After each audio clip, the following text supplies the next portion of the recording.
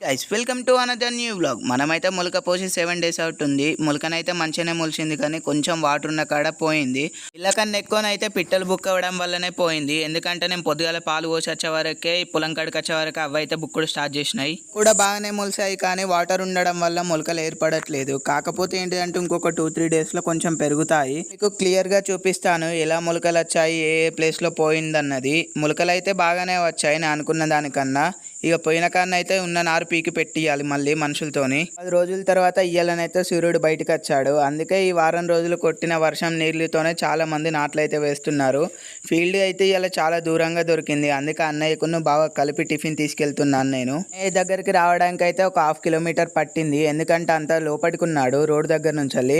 ఎంతైనా అదృష్టం ఉండాలి ఇలా పొలంలో కూర్చొని తినడానికి. అయితే అన్నయ్య కొడుతున్న పక్క పొంటే కొడుతున్నాడు. బావా అన్నం తినేవు రా అంటే ఆగు ఆగు అని చెప్పుకుంటూ వెళ్తున్నాడు. ఎందుకంటే రైతు వచ్చి చాలాసేపు అయింది.